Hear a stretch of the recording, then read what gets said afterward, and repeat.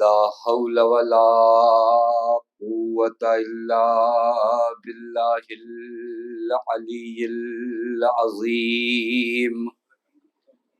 أعوذ بالله من الشيطان اللعين الرجيم. بسم الله الرحمن الرحيم. الحمد لله الذي علا في توحده ودنا في تفرده وجلا في سلطانه وعظما في أركانه وقهرا جميع الخلق بقدرته وبرهانه. ثم الصلاة والسلام على أشرف الأنبياء والمرسلين حبيب إله العالمين مولا ومولى الثقلين جد الحسن والحسين مولانا ابی القاسم محمد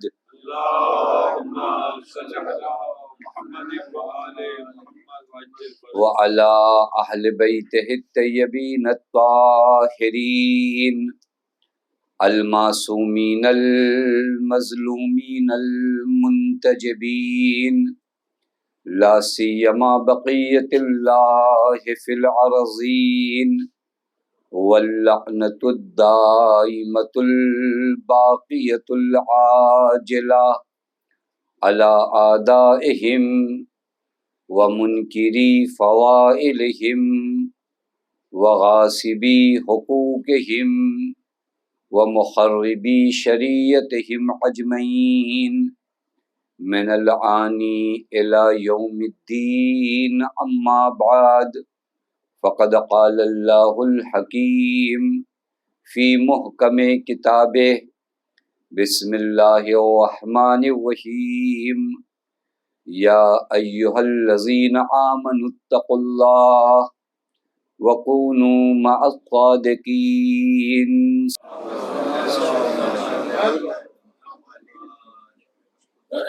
پروردگار عالم کا لاکھ لاکھ شکر ہے کہ اس معبود نے ہمیں اور آپ کو بارگاہ اہل بیت علیہم السلام میں حاضر ہونے کی توفیق عنایت فرمائی. شب جمعہ ہے، اللہ تعالیٰ آپ سب کی عبادتوں کو، طاعتوں کو شرف قبولیت عنایت فرمائے، ہمارے مرحومین کی مغفرت فرمائے. شب زیارت سرکار سید الشہداء اللہ تعالیٰ ہم سب کو حضرت کی زیارت نصیب فرمائے.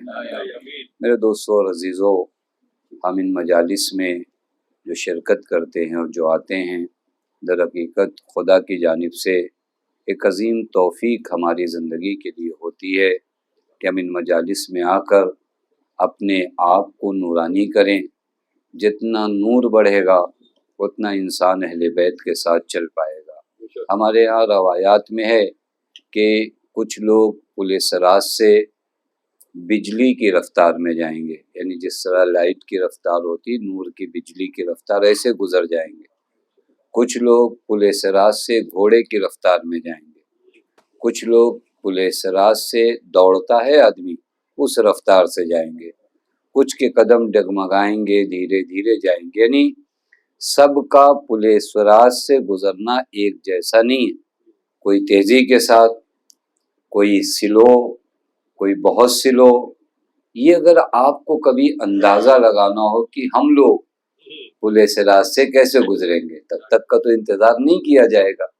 اسی دنیا میں اگر آپ کو کبھی اندازہ لگانا ہو کہ ہم آپ پل صراط سے کیسے گزریں گے، تو بس اتنا دیکھنا کہ اس زندگی میں راہ اہل بیت پر کیسے چل رہے ہو. اگر تیزی کے ساتھ چل رہے ہو تو کل پل صراط میں بھی تیزی کے ساتھ جاؤ. یعنی آپ کی پل صراط کی جو تصویر ہے وہ اسی دنیا میں آپ دیکھ سکتے ہیں کہ راہ اہل بیت پر جو دین اہل بیت علیہم السلام نے بتایا، جو دین خداوند متعال نے معین فرمایا، اس پہ کبھی شک، کبھی یقین، تو پل صراط پہ بھی آدمی ڈگمگا کے چلے گا، لیکن اگر خدا کے بتائے ہوئے راستے پر اس دنیا میں بغیر کسی تردید اور شک کے انسان چلتا ہے تو کل پل صراط پر وہی انسان دوڑتا ہے۔ یہ ایک مرحلہ ہے جو ان مجلسوں میں ہمیں سکھایا جاتا ہے کہ آپ کو راہ اہل بیت پر اہل بیت علیہم الصلاۃ والسلام کے ہمراہ کیسے چلنا ہے۔ اب چونکہ ہم اہل بیت علیہم الصلاۃ والسلام کی ہمراہی، معیت، ان کے ساتھ رہنا چاہتے ہیں، اور حکم بھی یہی ہے، یا ایھا الذین آمنوا اتقوا اللہ، اے صاحبان ایمان تقوی الہی اختیار کرو، وکونوا مع الصادقین، اور سچوں کے ساتھ ہو جاؤ۔ یہی زندگی کامیاب زندگی ہے جو صادقین کے ساتھ گزرے۔ تو صادقین کے ساتھ زندگی کب گزرے گی؟ جب میرے وجود پر صادقین کے نور کی شعاعیں پڑیں گی، جب میرے کردار میں صادقین کے کردار کی سملیرٹی آئے گی، جب میرا کردار صادقین کے کردار سے کچھ میچ کرے گا۔ دو الگ راہ کے لوگ تو ایک ساتھ نہیں چلتے، وہ جو ساتھ چلتے ہیں وہ ایک جہت میں چلتے ہیں۔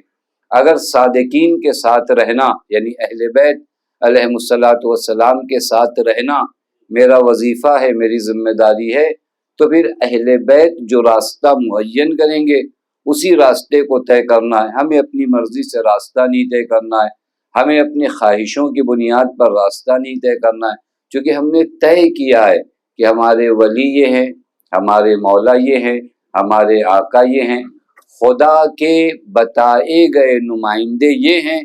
اس پرخراش وادی سے، بڑی سخت وادی ہے، دنیا آسان جگہ نہیں ہے جہاں سے گزرنا آسان ہو، یہاں ہر لمحہ آپ کا امتحان ہوتا ہے۔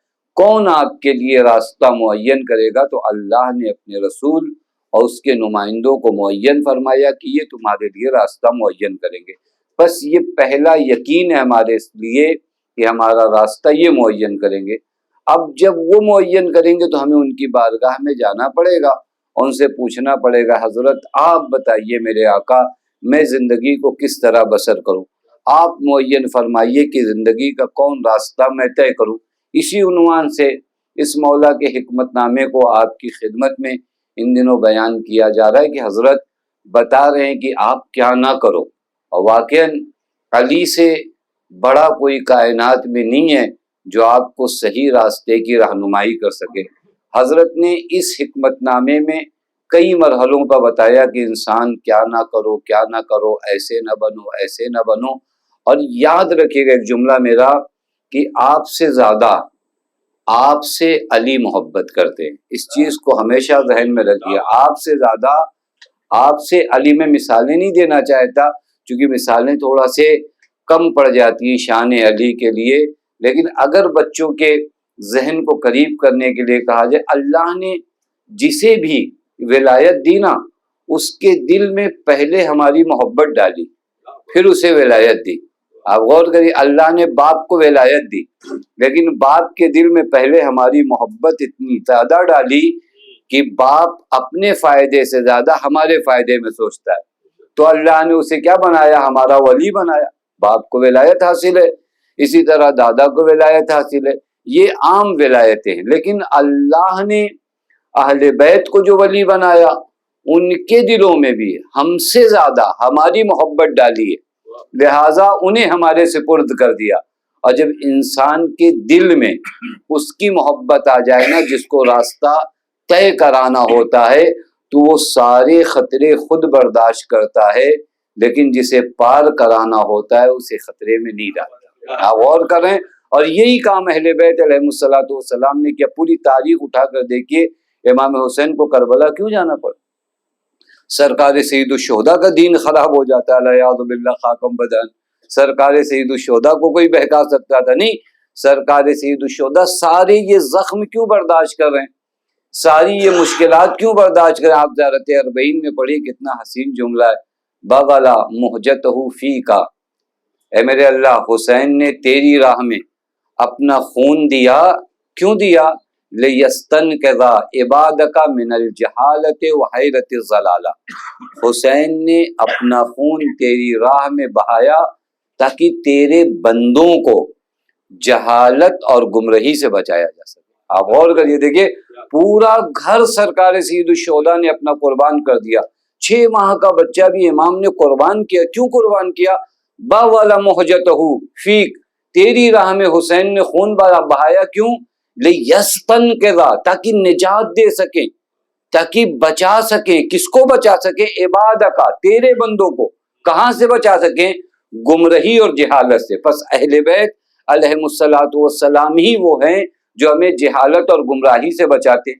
اب آئیے اس حکمت نامے کو اگر آپ غور سے ان دنوں ملاحظہ فرما رہے ہیں کہ اس حکمت نامے میں حضرت امیر کتنے مختصر الفاظ میں زندگی کے کتنے راز اور زندگی کے کتنے ان پردوں کو ہٹا رہے ہیں جو ہم مدتوں اگر کام کریں تو شاید وہاں تک نہیں پہنچ پائیں.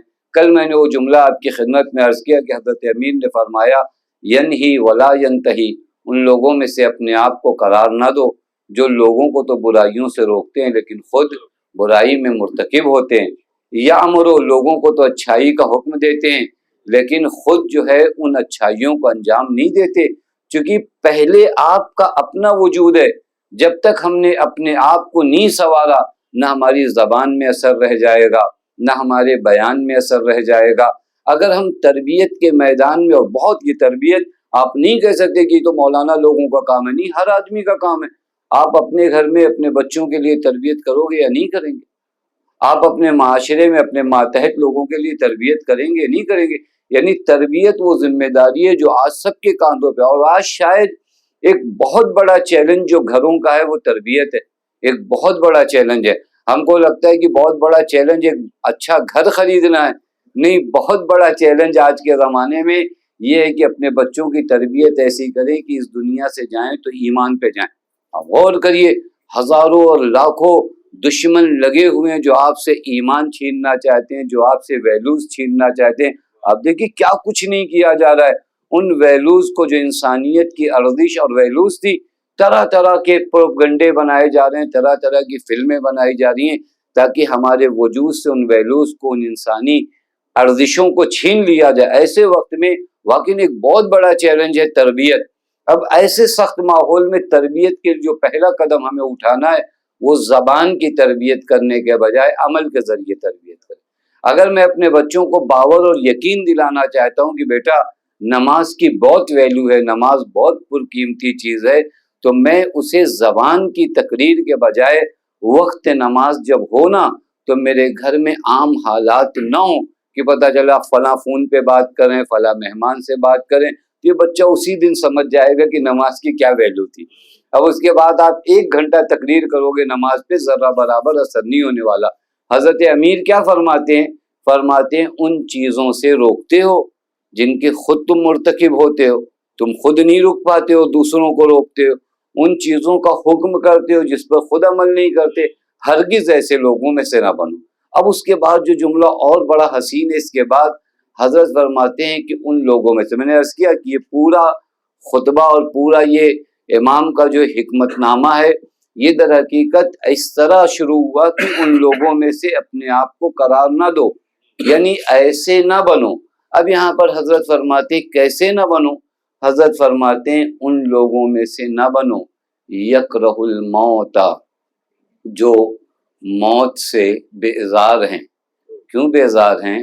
لکثرت ذنوبہ، اپنے گناہوں کی زیادتی کی وجہ سے.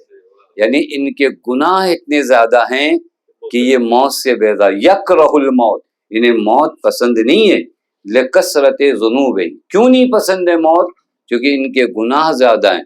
پھر بھی یقیم علی ما ہوا یکرہ الموت من اجلہ، انہیں اپنے گناہوں کی وجہ سے موت پسند نہیں ہے، پھر بھی یہ ان گناہوں کو چھوڑنے کی تیار نہیں ہے جن گناہوں کی وجہ سے یہ موت سے گھبراتے. عجب جملہ ہے. میں اللہ کوشش کروں گا کہ اس جملے کو آپ تک پہنچا سکوں کہ حضرت کہنا کیا چاہتے ہیں. حضرت کہتے ہیں ان لوگوں میں سے اپنے آپ کو قرار نہ دو جو موت سے ڈرتے ہیں، جو موت سے گھبراتے ہیں. کیوں موت سے گھبراتے ہیں؟ گناہوں کی بنیاد پر موت سے گھبراتے ہیں. خوب اگر میرا ڈر موت سے میرے گناہ ہیں تو پھر مجھے گناہ چھوڑ دینا چاہیے. یعنی حضرت علاج بتا رہے ہیں، یہ جو تمہارے اندر موت کا ایک خوف ہے یہ ان گناہوں کی بنیاد پر ہے جو تم نے انجام دیے. تو پھر جب موت کا خوف گناہوں کی وجہ سے تو یقین پھر وہی گناہوں پہ باقی ہو، تو ان گناہوں سے نکل آؤ، یعنی توبہ کرو تاکہ تمہارا نام عمل گناہوں سے پاک ہو جائے، اور یہ موت سے فرار ہونے کا جو تم نے اپنے دل میں بسا لیا ہے یہ تمہارے دل سے خوف نکل آئے۔ یہ حضرت کا جملہ ہے۔ لیکن اس پورے جملے کو سمجھنے کے لیے میں تمہیداً آپ کی خدمت میں چند باتیں عرض کروں۔ سب سے پہلی چیز کہ ہم موت کی تمنا کریں، نہیں، روایات میں منع کیا گیا۔ اصل موت کی تمنا کرنے کے لیے روایات میں منع ہے۔ بعض جگہوں پہ جو وارد بھی ہوا ہے تو وہ بعض خاص مورد اور بعض امتحانات کی وجہ سے، چونکہ اللہ نے جو زندگی دی ہے نا یہ خود بہت بڑی نعمت ہے، یہ عظیم نعمت ہے۔ ابھی زندگی میں جو آپ کام کر سکتے ہیں مرنے کے بعد ان تمام کاموں سے آپ محروم ہو جائیں گے۔ آپ روایات اٹھا کر دیکھیے کس قدر یہ نعمت حیات کی جو ہمیں فری میں ملی ہے ہمیں احساس نہیں ہوتا۔ ہم اس نعمت حیات کو اصلاً ویلو نہیں دیتے۔ آپ جا کر روایت دیکھیے، پیغمبر فرماتے کن اشح علی عمر کا، اپنی عمر کو خرچ کرنے میں، یعنی اپنی حیات کو خرچ کرنے میں کنجوسی کرو۔ جتنی کنجوسی تم اپنا مال خرچ کرنے میں کرتے ہو اس سے زیادہ اپنی زندگی کو خرچ کرنے میں کنجوسی کرو۔ آپ دیکھیں مال آدمی کتنے احتیاط سے خرچہ کرتا ہے، جہاں 2 روپیہ دینا ہے اس سے آپ 2.5 روپیہ نہیں لے سکتے، جہاں 5 روپیہ دینا ہے وہاں اس سے آپ 10 روپیہ نہیں لے سکتے، کیونکہ وہ جانتا ہے کہ اس مال کو یوں ہی تو نہیں میں لوٹا دوں گا۔ حضرت فرماتے مال خرچ کرنے میں کتنی دقت کر، تو 50 جگہ آپ پوچھتے ہیں کہ یہ سامان کتنے کا ملتا ہے، یہ سامان کتنے کا ملتا ہے، تاکہ آپ کو ٹھگا نہ جائے۔ کتنا احتیاط کرتے ہیں، 50 لوگوں سے پوچھتے ہیں کہ نہیں آپ بتائیے آپ بتائیے آپ بتائیے، پھر احتیاط کے ساتھ آپ وہ ایک سامان خرید کر لاتے ہیں۔ حضرت فرماتی یہ جتنی احتیاط تم مال خرچ کرنے میں کرتے ہو اس سے زیادہ احتیاط اپنی عمر خرچ کرنے میں کرو۔ آپ غور کریے، فقط اسی جگہ آپ رک جائیے۔ ہم اپنی عمر کرنے میں احتیاط کرتے ہیں، عمر خرچ کرنے میں تو کہیں بھی خرچ کر دیتے ہیں۔ یہ کبھی بازاروں میں خرچ کرتے ہیں، کبھی چوراہوں پہ خرچ کرتے ہیں، کبھی پوری رات چیٹنگ میں خرچ کرتے ہیں، کبھی پتہ نہیں کن کن بےہودہ کاموں میں جہاں پر کچھ ملتا نہیں ہے۔ دیکھیں سرمایہ اگر دو تو بدلے میں کچھ ملے، مثلا اگر آپ یہاں 1 گھنٹہ بیٹھے ہیں تو بدلے میں آخرت میں آپ کو وہ کچھ ملے گا جو آپ تصور نہیں کر سکتے۔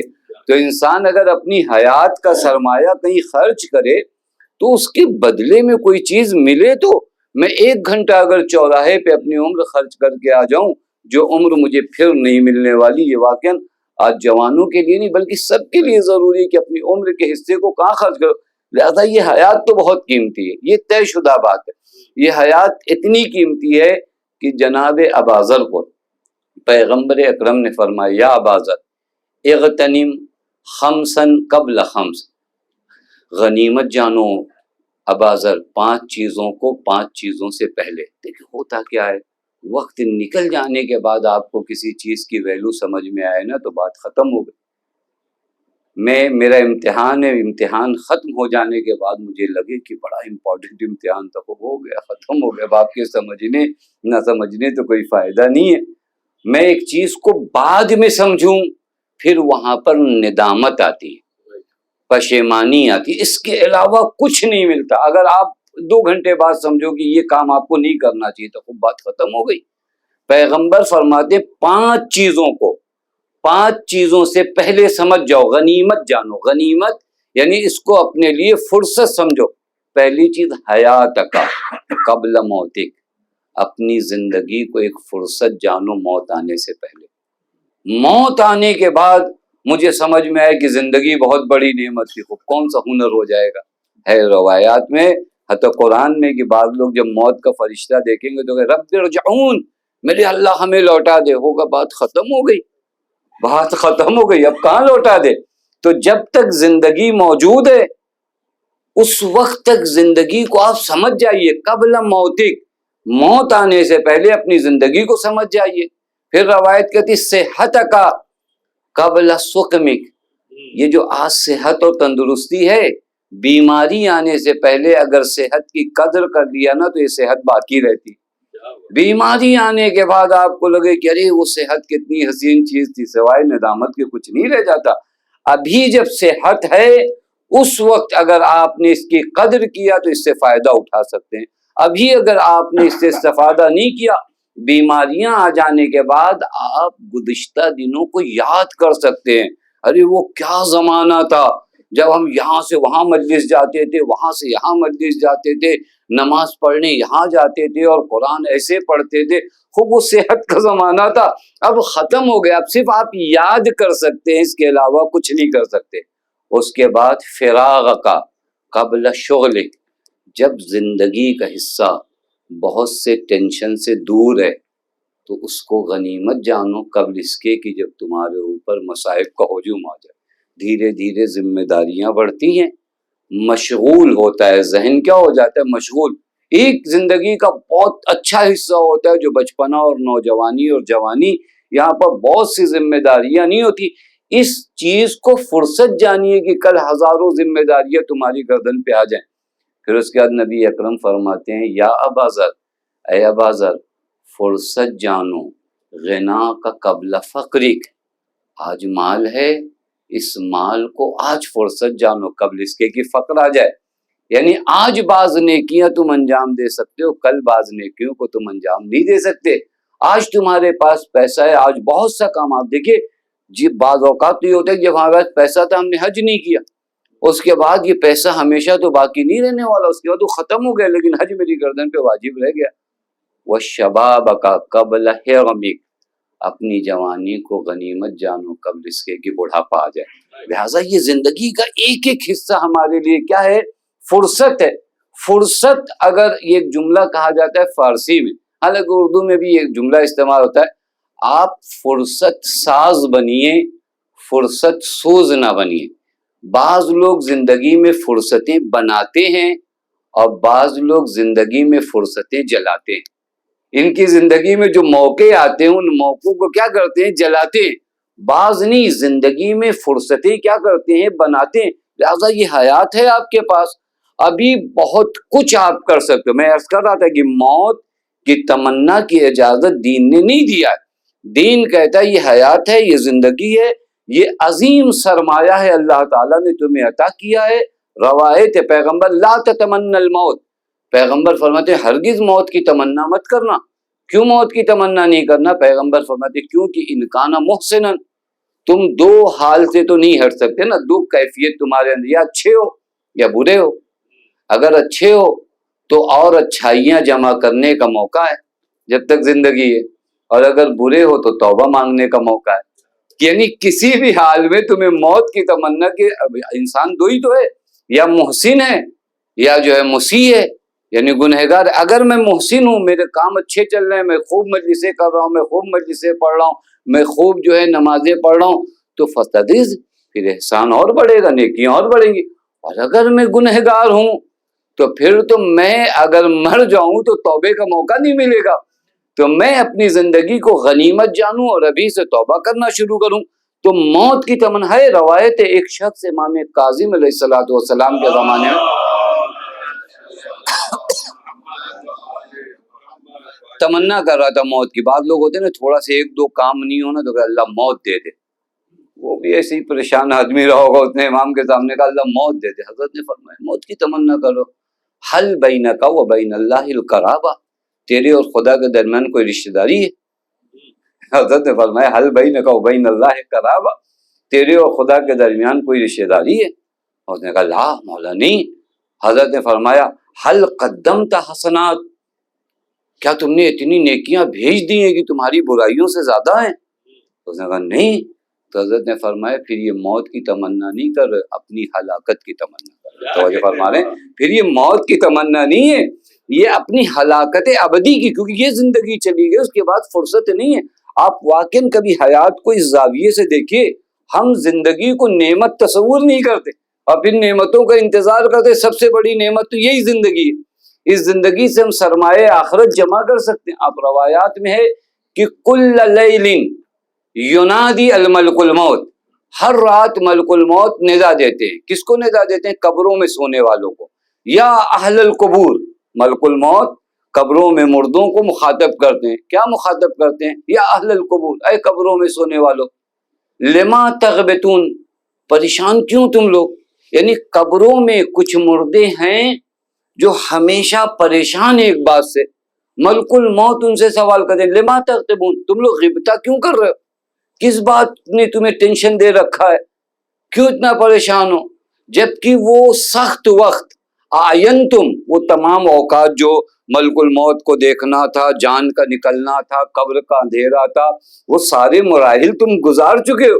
اس کے بعد ابھی تمہارے اندر یہ غیبتہ کیوں ہے؟ یہ اتنا پریشان کیوں ہو؟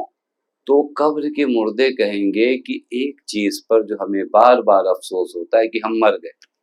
کہتے ہیں تو افسوس کی کیا بات ہے؟ کہ افسوس کی یہ بات ہے کہ وہ لوگ مومنین جو ابھی زندہ ہیں وہ مساجد میں جاتے ہیں، نماز پڑھتے ہیں، وَنَحْنُ لَا نُصَلِّي، جبکہ ہم نماز نہیں پڑھ پاتے. وہ لوگ کار خیر انجام دیتے، ہم نہیں انجام دے پاتے. ہم کو افسوس اس بات کا ہے کہ وہ لوگ ابھی نماز پڑھتے اور یہ نعمت سے ہم کیا ہو گئے ہیں؟ محروم ہو گئے. وہ لوگ نیکیاں انجام دیتے، ہم نہیں دے پاتے ہیں. وہ لوگ دیگر اور امور انجام دے پاتے ہیں، صدقہ دیتے ہیں، زکوٰۃ دیتے ہیں، وہ ذکر خدا کرتے ہیں، ہم نہیں کر پاتے. ہمیں اس بات کو غبطہ ہے کہ موت نے ہمیں ان چیزوں سے محروم کر دیا. مطلب سمجھ رہے ہیں؟ یعنی یہ حیات وہ نعمت ہے، اگر انسان اسے بر وقت سمجھ جائے تو اس عالم آخرت کے لیے بہت کچھ لے جا سکتا ہے. لہٰذا یہ حیات نعمت ہے، یہ طے شدہ بات ہے. ذرا برابر کسی کے ذہن میں نہیں ہے کہ نہیں ہم نے موت کی تمنا شروع کر دی ہے، ہم بہت بڑے مومن ہیں. نہیں، اللہ نے زندگی دی ہے. زندگی ایک ہدف کے تحت گزاری جائے، ایک مقصد کے تحت گزاری جائے. زندگی میں وہ کچھ آپ کما سکتے ہو جو مرنے کے بعد آپ کے بس کی بات نہیں، کسی کے بس کی بات نہیں. ہم میں سے کون مجلسوں میں آئے، ہم میں سے کون نماز پڑھے گا، ہم میں سے کون روزہ رکھے گا؟ یہ ابھی فرصتیں ہیں، بس حیات ہے، فرصت ہے. اب اگر فرصت کو آپ نے خراب نہیں کیا تو آپ کامیاب ہو. موقعوں کو اگر خراب کر دیا تو انسان ناکام. میں مثال دوں تاکہ تاریخ سے نوجوان بچے متوجہ ہوں. دیکھیے، دو نام ہے، عبید اللہ ابن حر جوفی اور حر ابن یزید ریاحی جو مشہور ہیں، جناب حر علیہ الصلوۃ والسلام. یہ دونوں کو موقع ملا یا نہیں ملا؟ مجھے انصاف سے بتائیے. امام حسین حر کے پاس بھی گئے اور عبید اللہ ابن حر جوفی کے پاس گئے. ایک نے اس فرصت سے فائدہ اٹھایا تو شہدائے کربلا میں، ایک نے حسین ابن علی کی ذات سے فائدہ نہیں اٹھایا تو جہنم کے. اب دیکھیں دونوں ایک کنڈیشن. حتی روایت میں کہ امام عبید اللہ ابن حر جوفی کے خیمے تک گئے، خود گئے حضرت، اور حضرت نے کہا عبید اللہ تمہارا پاسٹ اور تمہارا ماضی بہت خراب ہے. اور واقعاً یہ جنگ صفین وغیرہ میں حضرت امیر کے مقابلے میں آیا تھا. اور امام حسین کون ہے؟ امام حسین کشتی نجات ہے نا، کسی کو ڈوبنے تو نہیں دیں. حضرت نے فرمایا تمہارا ماضی بہت خراب ہے، تمہارا پاسٹ بہت خراب ہے، آؤ ہمارے ساتھ تاکہ ہمارے جد تمہاری شفاعت کر سکے. یہ فرصت ہے نہیں فرصت ہے. حسین خود گئے، اور یہ خود راوی ہے کہ مولا اپنے بچوں کے ساتھ آئے تاکہ کم سے کم میرے دل میں محبت ہے.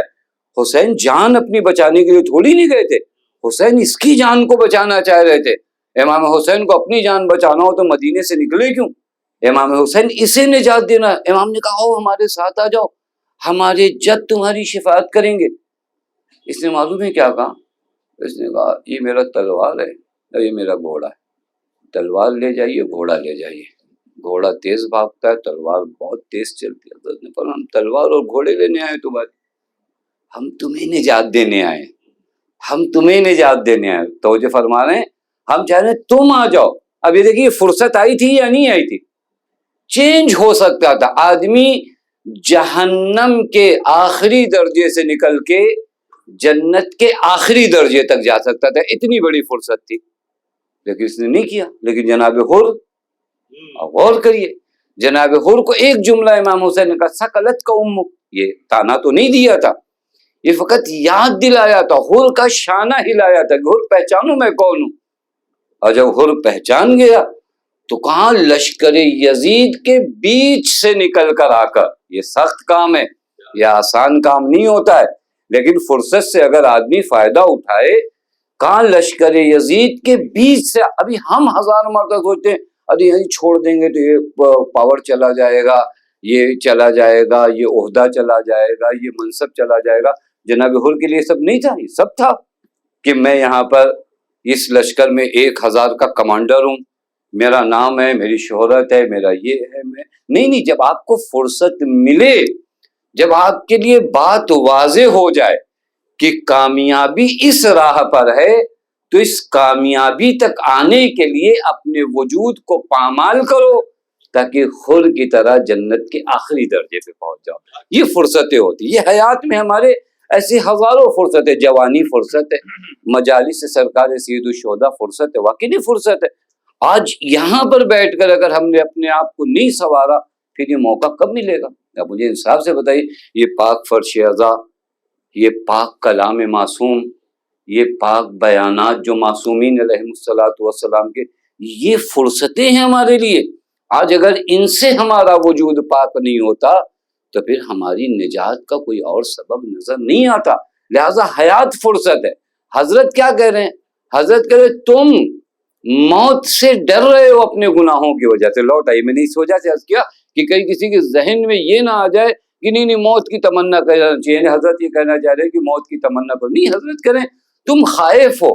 حیات بھی ایک حقیقت ہے اور موت بھی ایک حقیقت ہے.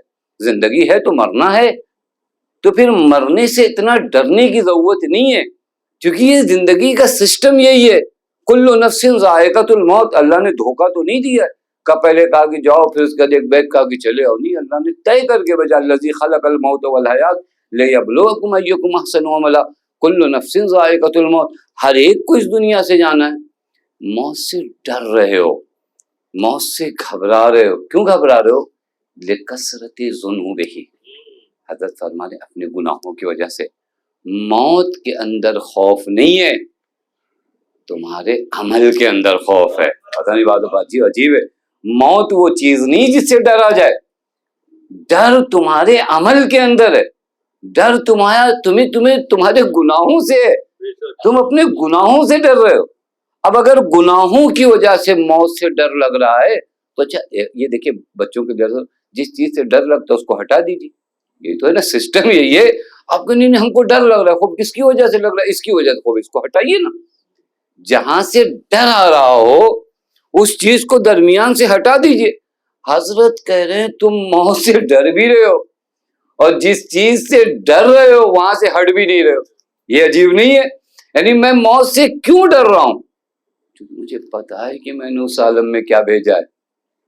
آپ سورہ جمعہ پڑھیے الحمدللہ سب. قل یا ایھا الذین ھادوا ان زعمتم انکم اولیاء للہ من دون الناس. کہو ان سے جو کہتے ہیں کہ ہم اللہ کے ولی ہیں، ان کو یہ گمان ہو گیا، ان کو یہ نشہ ہو گیا ہے کہ اللہ کے دوست یہ ہیں. یا ایھا الذین ھادوا ان زعمتم انکم اولیاء للہ من دون الناس فتمنوا الموت. اللہ کے چاہنے والے ہو نا تو موت کی تمنا کرو. پھر قرآن کہتا ہے اللہ یتمنونہ، یہ موت کی ہی تمنا کر ہی نہیں سکتے. کیوں نہیں کر سکتے؟ بما قدمت ایدیہم. کیونکہ جو اس عالم کے لیے انہوں نے بھیجا ہے نا، یہ موت سے نہیں ڈر رہے ہیں، یہ اپنے اعمال سے ڈر رہے ہیں جو اس عالم میں انہوں نے بھیجا ہے. اب اگر میں نے اس عالم میں بہت کے حقوق پامال کر کے بھیجے ہیں، مجھے ڈر نہیں چاہیے. مجھ سے حقوق اللہ چھوٹے ہیں تو مجھے ڈرنا ہی چاہیے. مجھ سے حقوق الناس چھوٹے ہیں تو مجھ سے ڈرنا ہی چاہیے. حضرت نے یہ ڈر کی وجہ اس کو صحیح کرو. کب اللہ نے تمہارے اوپر بین لگایا کہ نہیں جو گناہ ہوئے اب اس کے بعد کوئی معافی نہیں؟ اللہ نے ایسا کوئی سسٹم رکھا ہے؟ اللہ نے کہا میرا بندہ ہے، میرے پاس نہیں جائے گا تو کہاں جائے گا؟ اللہ کہتا ہے اس سے گناہ ہوئے ہیں، یہ ہے آپ میں آپ کی خدمت میں عرض کروں، کائنات میں کہیں آپ نہیں دیکھو گے جو خطا کاروں سے محبت کرے سوائے خداوند متعال کے. ان اللہ یحب التوابین. دیکھیں اگر ہم زیادہ کسی سے جھگڑا ہو جائے نا تو بہت اگر بڑا دل کیے تو کہتے معاف کر دیا. بہت بڑا دل، حالانکہ یہ ہونا چاہیے ہمیشہ ایک دوسرے، چونکہ ہم سب خطا کار ہیں. معاف کرنے کا بھی لذت اٹھائیے. بہت سے کھانوں کا ٹیسٹ اٹھاتے ہیں, کبھی معاف کرنے کا بھی ٹیسٹ دیکھیں کہ کیسا لگتا ہے. کبھی کسی سے بدلہ نہ لے کر دیکھیں کہ کتنا اچھا لگتا ہے. ہم لوگوں کو الٹا بتایا جاتا ہے یہ ٹیسٹ ہے, یہ روح کا ٹیسٹ ہے, اس کا ذائقہ تھوڑا سا محسوس دیکھیے. آپ کسی کو معاف کر کے دیکھیں کہ کتنا دل کو ایک آرام محسوس ہوتا ہے. اور پھر خدا کے حضور میں کہیے میرے اللہ میں نے تیری خاطر تیرے بندے کو معاف کیا, تو بھی میری خطاؤں کو معاف کر دینا. یہ معاملہ کرو نا, خدا سے معاملہ کرو. ہے روایت میں کہ چوتھے امام جو ہے ماہ مبارک رمضان میں کیا کرتے تھے معلوم ہے؟ تمام جو کنیز و غلام ہوتے تھے جو کرتے تھے لوگ غلطیاں سب لکھتے تھے حضرت, اور اس کے بعد چاند رات کو سب کو جمع کرتے تھے اور کہتے تھے یہ غلطی تم نے کیا, یہ کیا, یہ کیا, یہ کیا. سب کہتے تھے جی جی مولا ہم نے کیا. حضرت نے کہا میں نے سب کو معاف کر دیا. پھر اس کے بعد آسمان کی طرف کہتے تھے میرے اللہ میں نے ان غلام و کنیز کی غلطیوں کو معاف کیا, تو بھی اپنے اس غلام کی غلطیوں کو معاف کر دے. یہ معاملہ ہے, یہ معاملہ, یہ تجارت ہے, یہ خدا سے کرو نا. اللہ نے کب آپ کو منع کیا کہ آپ سے خطائیں ہو جائے تو آپ لوٹو نہیں؟ اللہ کہتے لوٹاؤ. ان اللہ یحب التوابین. روایت عجیب ہے, روایت عجیب ہے گناہوں سے توبہ مانگنے والوں کے لیے. معلوم ہے کیا روایت؟ روایت میں کہ اگر ایک شخص صحرا میں ہو, اور آپ جانتے ہیں ایک زمانے میں جب سفر ہوتا تھا تو اس زمانے میں سفر میں بعض چیزیں بہت ویلیو رکھتی تھی. ایک سواری, آپ کی اگر سواری کمزور ہونا تو آپ کی موت بھی طے, کیونکہ کہیں بھی راستے میں اگر آپ پھنس گئے تو بات ختم. آج کا زمانہ نہ موبائل کا تھا نہ یہ میسیجز کا کہ آپ میسج کر دو کہ ہماری گاڑی خراب ہو گئی. اگر آپ کا گھوڑا ختم تو آپ بھی ختم, کیونکہ نہ آگے جا سکتے ہو نہ آپ پیچھے جا سکتے ہو. آپ کا ساز و سامان جو آپ کا کھانا ہے, نہ کوئی ہوٹل نہ کچھ, وہ کھانا جو آپ ساتھ لے کر گئے وہی, پانی جو آپ ساتھ لے کر گئے وہی. روایت کہتی ہے اگر ایک آدمی صحرا میں ہو اور اس کا پانی, اس کا کھانا اور اس کی سواری غائب ہو جائے, کتنا پریشان ہو جاتا ہے. اور پھر اتفاق سے مل جائے تینوں چیزیں تو کتنا خوش ہوتا ہے. روایت کہتی اس سے کہیں زیادہ خوش خدا ہوتا ہے جب اس کا کوئی گنہگار بندہ واپس آئے. خوشی کی جگہ ہے کہ خدا خوش ہوتا ہے. آپ کو کیا لگتا ہے, آپ کیوں گھبرا رہے ہو؟ ان اللہ یحب التوابین. اللہ محبت کرتا ہے. بس ہم کیوں ڈر رہے ہیں موت سے؟ موت سے اس لیے ڈر رہے ہیں چونکہ ہمارے گناہ زیادہ ہیں. حضرت فرمائے ان گناہوں کو چھوڑو, گزشتہ گناہوں کی توبہ کرو. یہ وجہ ایسے نہ بنو کہ ڈرو بھی موت سے اور پھر اس کا جس چیز سے ڈر اس کو چھوڑو بھی نہ. دیکھیں یہ عجیب جملہ ہے, یہ امیر بیان کا جملہ نہ ہو تو آدمی سمجھ نہیں پائے کہ اس مختصر سے الفاظ میں زندگی کا کون سا ہنر حضرت بتا رہے. حضرت تمہیں موت کا ڈر ہے یہ بھی میں جانتا ہوں, اور کس وجہ سے ڈر ہے یہ بھی جانتا ہوں. موت کا کیوں ڈر ہے؟ تمہارے گناہوں کی وجہ سے. تو خوب ان گناہوں پہ باقی کیوں؟ ان گناہوں سے نکلو نا, تھوڑا کوچ کرو, ان گناہوں سے اپنے وجود کو واپس لاؤ تاکہ موت کا خوف تمہارے وجود سے نکلے. اور جنہوں نے گناہوں سے اپنے آپ کو واپس کیا ہے وہ جانتے ہیں کہ جب گناہ کی توبہ مانگ چکا ہوں تو جس خدا کے حضور میں جا رہا ہوں نا وہ خدا تمام کام میرے ساتھ اپنے فضل کی بنیاد پہ کرے گا, اپنے عدل کی بنیاد پہ نہیں کرے گا. پھر نہیں گھبراتا آدمی نا, پھر نہیں گھبراتا. سرکار سید الشہداء کیا فرماتے, وَمَا الْمَوْتِ إِلَّا قَنْطَرَةٌ. کیوں گھبرا رہے ہو موت سے؟ عجیب روایت ہے حضرت کی. امام فرماتے موت کیا ہے معلوم ہے؟ ایک پل کی طرح ہے. اب جب آدمی گناہ سے توبہ کر لے نا تو پھر موت اتنی حسین لگنے لگتی ہے. وَمَا الْمَوْتِ إِلَّا قَنْطَرَةٌ. موت ایک بریج کی طرح ہے. بریج کا کام کیا ہوتا ہے؟ دو چیزوں کو آپس میں جوڑ دینا. حضرت فرماتے ہیں موت اسی پل اور بریج کی طرح. وہ کیا کرتی ہے معلوم ہے؟ وہ تمہیں نکالتی ہے. کہاں سے نکالتی ہے؟ حضرت فرماتے ایک تنگ جگہ سے, من البوس والذرا, تمہیں سختی سے مشکلات سے نکالتی ہے. موت بریج بن جاتی ہے. کہاں لے کر جاتی ہے؟ الی رحمت الواسعہ. ایک تنگ دنیا میں رہتے ہو, یہاں سے یہ موت تمہیں لے کر رحمت واسعہ تک لے جاتی ہے. والنعیم الدائمہ. یہاں جو کچھ ہے مختصر وقت کے لیے. یہاں جوانی مختصر وقت کے لیے, یہاں صحت مختصر وقت کے لیے, یہاں مال مختصر وقت کے لیے, یہاں خوشیاں مختصر وقت کے, ٹیمپریری چیزوں میں جیتے ہو. صحت ٹیمپریری, مال ٹیمپریری, عزت ٹیمپریری. یہاں سے نکلو, کہاں جاؤ گے؟ الی نعیم الدائمہ. اب اس دنیا سے، یہ موت بریج ہے، موت کے بغیر اس دنیا تک نہیں جا سکتے. اس بریج سے جب تم نکل کر جاؤ گے اس عالم میں جہاں سب کچھ ہمیشہ ہے، جہاں سب کچھ ہمیشہ ہے، جہاں خوشیاں ہمیشہ، جہاں نعمتیں ہمیشہ. لیکن یہ کب ہوگا؟ یہ اس وقت ہوگا جب ہم اپنے گناہوں سے کیا کر لیں گے؟ توبہ کریں گے اور حقیقت میں پھر موت کو سمجھیں گے. اور یہاں پہ بھی تمنا کا مرحلہ نہیں آتا، کیونکہ جتنا اور زیادہ کام کروں گا اتنا اور زیادہ وہاں پر نعمتیں ملیں گی. لہذا موت کا خوف تمہارے ہے. روایت میں ایک شخص تھا، امام ہادی علیہ الصلوۃ والسلام کے اصحاب میں سے تھا. وہ کافی حالت احتضار کے وقت کافی بے چین تھا، پریشان. مولا عیادت کو گئے، جوان، حالت احتضار یعنی موت کا فرشتہ اس کے قریب، بے چین. حضرت نے فرمایا کیوں بے چین ہوں؟ کہ مولا موت کا وقت ہے، کیا کروں؟ حضرت نے فرمایا ڈر رہے؟ کہاں مولا ڈر رہا ہوں. حضرت نے اب اسے کیسے مطمئن کیا معلوم ہے؟ حضرت نے کہا کہ فرض کرو کہ تمہارے بدن پہ ہزاروں گندگی لگی ہو، زخم ہو، گندگی لگی ہو، اس کے بعد تم سے کہا جائے کہ جاؤ حمام، تھوڑا سے اپنے آپ کو نہا لو، فریش ہو جاؤ، تو تمہیں برا لگے گا یا اچھا لگے گا؟ اب دیکھیں کبھی آپ دیکھیں بامبے کی دھول اور بامبے کی گرد و غبار سے جب آپ باہر سے آتے ہیں، آپ ایک کام کیا کرتے ہیں؟ کہتے ہیں نہیں تھوڑا سے حمام جاؤں، اپنے آپ کو تھوڑا سے صاف پاک کروں تاکہ گرد و غبار میرے وجود سے دور ہو، تھوڑا فریش ہو جاؤں. حضرت نے فرمایا اگر تمہارے بدن پہ کثافتیں لگی ہوں، گندگیاں لگی ہوں، اور کوئی تم سے کہے چلو حمام نہا لو، تو تمہیں کیسا لگے گا؟ مطلب بہت اچھا لگے گا. حضرت نے فرمایا موت یہی ہے، یہ جو زندگی کے غم کے گرد و غبار تمہارے وجود پہ بیٹھ گئے تھے، یہ موت آتی ان تمام غموں کے گرد و غبار کو صاف کر دیتے. اب دیکھیے لیکن یہ وہ مرحلہ وہی ہے کہ جب انسان کیا کرے؟ اپنے آپ کو گناہوں سے پاک کر چکا ہو اور اس عالم کے لیے اپنے آپ کو تیار کرے. یہ بہت اہم مرحلہ. حضرت فرماتے چھوڑو ان چیزوں کو جس کی وجہ سے موت سے ڈرتے ہو. کن چیزوں کو چھوڑو مولا؟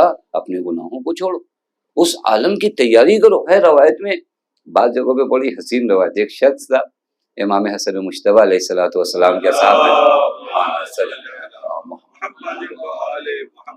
وہ حضرت کے پاس آتا تھا، برابر آتا تھا. ایک مرتبہ کئی دنوں بعد آیا تو مولا نے پوچھا کیسے ہو، خیریت ہے؟ اس نے کہا مولا ٹھیک ہے.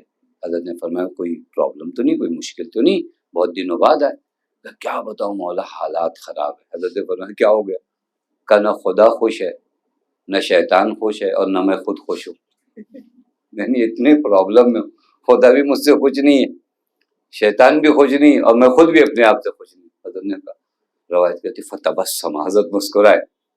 حضرت نے فرمایا بتاؤ کیا کہنا چاہ رہے؟ کہ مولا خدا خوش نہیں اس وجہ سے، خدا چاہتا ہے کہ میں ہمیشہ خدا کی بندگی کروں، اور میں کبھی کرتا ہوں کبھی نہیں کرتا، کبھی صبح کی پڑھا کبھی دوپہر کی چھوڑا. مطلب یہ خدا چاہتا ہے کہ بندہ بندہ رہے ہمیشہ. وہ ہمیشہ ہو نہیں پاتی بندگی، تو خدا بھی خوش نہیں ہے، کیونکہ وہ چاہتا ہے کہ میں ہمیشہ بندہ رہوں، اور میں کبھی کرتا ہوں کبھی نہیں کرتا.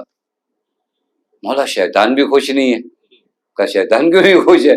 کہ شیطان چاہتا ہے ہمیشہ معصیت کروں خدا کی. ایسا بھی نہیں ہوتا کہ ہمیشہ معصیت کروں، اگر فجر کی چھوٹی ہے تو ظہر کی پڑھ لیتا ہوں. تو شیطان بھی خوش نہیں ہے، میں خدا بھی خوش نہیں ہے، اور میں خود بھی خوش نہیں ہوں. حضرت نے تم کیوں نہیں خوش ہو؟ مولا میں چاہتا ہوں ہمیشہ رہوں، طے یہ ہے کہ مجھے مرنا ہے، بس نہ میں خوش ہوں. آدمی کیا چاہتا ہے کہ ہمیشہ رہے؟ مولا میں چاہتا ہوں دنیا میں ہمیشہ رہوں، لیکن یہ طے ہے کہ مجھے مرنا ہے، تو میں بھی خوش نہیں ہوں. شیطان چاہتا ہے ہمیشہ گناہ کرے، تو وہ ہمیشہ گناہ نہیں کرتا، تو وہ بھی خوش نہیں ہے. خدا چاہتا ہے ہمیشہ اطاعت کرے، میں اطاعت بھی ہمیشہ نہیں کرتا، تو خدا بھی خوش نہیں ہے. تو یہ پرابلم چل رہا ہے. روایت کہتی وہیں پر ایک شخص بیٹھا تھا، اس نے امام سے پوچھا مولا یہ لوگ، جب اس نے کہا نا میں خوش نہیں ہوں، میرا دل چاہتا ہے کہ میں ہمیشہ اس دنیا میں رہوں، تو شخص نے کہا مولا یہ لوگ موت سے کیوں اتنا گھبراتے؟ وجہ ہوگی کچھ. حضرت نے فرمایا ہاں، امرتم دنیاکم وخربتم آخرتکم. موت سے کیوں ڈرتے ہو معلوم ہے؟ کیونکہ دنیا کو آباد کر لیا ہے آخرت کو برباد کر لیا ہے. موت سے کیوں ڈرتا ہے آدمی؟ لیکن جہاں پر ہم نے خوب کہتے ہیں نا سیٹلمنٹ ہے، وہاں پہ بہت اچھی سیٹنگ ہو گئی تھی، تو جہاں بہت اچھا آپ نے بنا لیا تھا وہاں سے آپ کو بھیجا جائے جہاں پہ آپ نے کچھ نہیں بنایا، تو ہر آدمی ڈرے گا. میں نے ایک گھر بنایا بامبے میں، آپ مجھے بھیجیے پونا میں کیوں جاؤں نہیں لگا. میں نے جہاں پر مجھے رہنا ہے میں نے کیا کیا ہے، میں نے یہاں خوب اچھا بنا. امرتم دنیاکم، تم نے اپنی دنیا تعمیر کیا ہے. وخربتم آخرتکم، آخرت نہیں بنایا.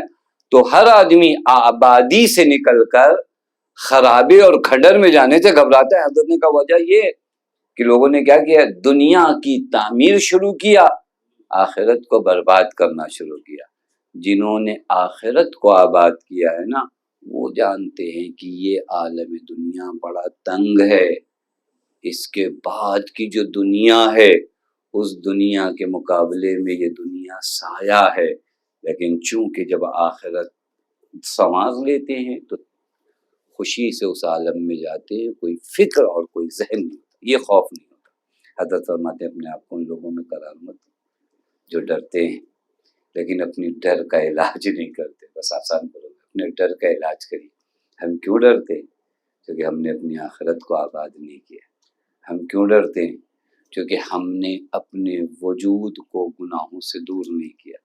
جب گناہوں سے وجود کو دور کر لیجئے اور جب آخرت آباد کر لیجئے تو پھر خدا کے حضور میں آپ تسلیم ہو جاتے. میرے اللہ زندہ رکھنا چاہتا ہے تو پھر زندہ رہوں گا، تو بلانا چاہتا ہے تو میں آنے کو تیار. دیکھیں یہ میں نہیں کروں کہ آپ موت کی تمنا شروع کریے، میں عرض کروں تسلیم ہو جائیے خدا کے سامنے. میرے اللہ حیات دیا ہے تو زندگی ہے، تو بلانا چاہتا ہے تو میں آنا چاہتا ہوں، بغیر کسی خوف کے آنا چاہتا ہوں، بغیر کسی ڈر کے آنا چاہتا ہوں. اب یہ خوف بھی ایک الگ معنی میں مقدس ہو جاتا ہے. خوف مجھے تجھ سے نہیں ہے، خوف مجھے اپنے آپ سے، خوف مجھے اپنے اعمال سے. تیری عدالت پہ مجھے بہت بھروسہ ہے، تیرے فضل پہ مجھے بہت بھروسہ ہے، تیرے کرم پہ مجھ پہ بہت بھروسہ ہے. روایت میں ایک عرابی نے پیغمبر سے پوچھا یا رسول اللہ من یلی الحساب، حساب کون لے گا قیامت میں، ہمارا حساب کتاب کون لے گا؟ پیغمبر نے کہا اللہ، خدا لے گا. اس نے کہا اللہ نفسو، خود اللہ لے گا؟ کہاں اللہ لے گا. روایت کیا فتبسم العرابی، مسکرانے لگا. نبی نے کہا اس میں مسکرانے والی بات کیا؟ یا رسول اللہ الکریم اذا حاسب سامحا واذا قدر عفا. کریموں کی خاصیت یہ ہوتی جب حساب لیتے تو چھوٹ بہت دیتے. خدا میرا حساب لے گا. یہ دیکھیے یہ اس حسن ظن کے ساتھ جائیے. یعنی ہم اپنے اعمال پہ بھروسہ نہیں کریں گے. بعض لوگوں کو یہ بھی ہوتا ہے ارے ہمارا کیا ہے. روایت میں ایک شخص تھا، میرے اللہ عاملنا بعدلک، میرے ساتھ اپنی عدالت کی بنیاد پہ کام کرنا. ہاں مجھے فضل وغیرہ نہیں چاہیے. یعنی آدمی اتنا زیادہ اس کو اپنے عمل پہ بھروسہ ہو جاتا ہے کہ اتنی نمازیں پڑھا ابھی ہم کو کوئی چھوٹ نہیں چاہیے. روایت کہتی ہے ایک ملک کو بھیجا گیا کہ ان کو لے آؤ، ان کو بتائیں کہ ان کی عمل کے اوقات کیا ہے. آدمی کو کبھی کبھار بیدار کرنا پڑتا ہے. کبھی 2-4 مجلسیں پڑھنے کے بعد نا آپ کو لگتا ہے ارے پھر کیا کہنا آپ کا. کچھ بھی نہیں، کچھ بھی نہیں. خدا کے فضل نہیں ہوگا کسی لائق نہیں بچو گے. خدا نے کہا ان کو لے آؤ. لایا گیا ایک دریا کے کنارے. کہا تم اس دریا کے کنارے بیٹھو، تم نے اب تک جو صرف پانی پیا ہے تمہاری ساری عبادتیں اس کے برابر کی بھی نہیں ہیں. اب بقیہ جو نعمتیں استعمال کی تو چھوڑو. اب بتاؤ کیسے عمل کیا جائے تمہارے ساتھ. عدل کی بنیاد پہ کروں تو فقط ایک نعمت کا بھی جواب نہیں. اور پھر اس کے بعد عبادت اگر ہم نے کیا تو وہ سب خدا ہی کے افزار تھے نا. تسبیح پڑھا خود کس کی زبان سے پڑھا، کس نے دیا تھا. نمازیں پڑھی یہ ہاتھ پیر کس نے دیے تھے. لہٰذا عاملنا بفضلک، میرے اللہ میں نماز پڑھ کے آیا ہوں، میں روزہ رکھ کے آیا ہوں، لیکن اس کے باوجود مجھے تیرے فضل پہ بھروسہ ہے، اپنے عمل پہ بھروسہ نہیں. یہ وہ چیز ہے جو انسان کو حسن ظن لاتی ہے خدا کی نسبت. آئیے وہ خوف مٹائیے، وہ خوف مٹائیے، وہ ڈر مٹائیے. ڈریے اپنے عمل سے، ڈریے اپنے وجود سے ڈریے. حضرت فرماتے جب ڈر رہے ہو تو اسی اپنے وجود کو سنوارنا شروع کرو. سارے پرابلم یہیں سے آتے، یہیں سے ختم کرو. بس عزیزو شب جمعہ اچھی بحث ہوئی، کیونکہ آج کی شب اس عنوان کی بحث کہ اللہ ہم خطا کار ہیں، ہم گنہگار ہیں، ہم تیری بارگاہ میں کیا واسطہ دیں؟ واسطہ دیں گے غریب حسین کا، واسطہ دیں گے حسین کے بھائی عباس کا، باب الحوائج کا واسطہ لے کر آتے ہیں۔ اللہ کے نزدیک مولا عباس کا مرتبہ بہت بلند ہے، بہت بلند ہے۔ آپ دیکھتے ہیں نا روایات میں کہ مولا عباس کا مرتبہ اتنا بلند ہے کہ جمیع الشہداء والصدیقین مولا عباس کے مرتبے کو دیکھ کر غبطہ کریں گے اور خدا کے حضور میں کو میرے اللہ ہم اسی ابوالفضل عباس کا واسطہ دے رہے ہیں۔ میرے اللہ ہم جانتے ہیں ہماری خطائیں زیادہ ہیں، لیکن تیری بارگاہ میں حسین کے بھائی عباس کا واسطہ دیتے میرے اللہ ہماری مغفرت فرما، ہمارے والدین کی مغفرت فرما۔ کون ہے ذات ابوالفضل عباس کی؟ شب جمعہ ہے نا، اپنے دلوں کو کربلا لے کر چلو، اپنے دلوں کو کربلا لے کر چلو، حسین کے بھائی کی بارگاہ میں ابوالفضل عباس۔ یہ کون سی ذات ہے معلوم ہے؟ جب آئے ہیں مولا کی خدمت میں نا، فرمایا سیدی لقد ذاق صدری۔ عجب اجازت مانگنے کا انداز بھی مولا عباس کا ایک دم الگ تھا۔ آ کر فرماتے میرے آقا اجازت دے دیجئے، اب سینہ پھٹ جائے گا۔ یہ جملہ بہت عظیم ہے، سیدی لقد ذاق صدری، میرے آقا مجھے اجازت دے دو میرا سینہ پھٹ جائے گا۔ عباس یہ جملہ کیوں کہہ رہے معلوم ہے؟ کیونکہ عباس نے اپنی آنکھوں کے سامنے قاسم کا پامال لاشا دیکھا ہے، عباس نے اپنی آنکھوں کے سامنے زینب کی اجڑتی ہوئی آغوش دیکھی ہے، لہذا اب برداشت نہیں ہوتا، میرے آقا مرنے کی اجازت دے دیجئے۔ معلوم ہے حسین نے کیا فرمایا؟ یا اخی، اے میرے بھائی، اگر تم چلے گئے نا تو حسین کا لشکر بکھر جائے گا۔ اللہ اللہ، اس میں پھر مصائب ہے۔ شاید حسین کہنا چاہ رہے ہو میرے عباس ارے تم چلے جاؤ گے تو زینب کی چادر سلامت نہیں رہے گی، اے میرے عباس اگر تم چلے گئے نا تو سکینہ کے رخساروں پہ تماچے لگیں گے، اے میرے عباس اگر تم چلے گئے نا تو تمہارے مولا کو تانا سننا پڑے گا۔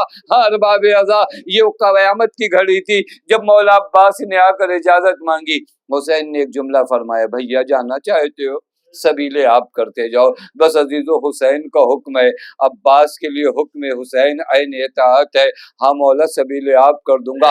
اب آپ تصور کی دنیا میں جائیے، عباس جیسا چچا، سکینہ جیسی بھتیجی آئے ہوں گے بھتیجی کے پاس، یہ میری لاڈلی پیاس لگی ہے، ہاں چچا یہ میری لاڈلی اپنی مشق میرے حوالے کر دو۔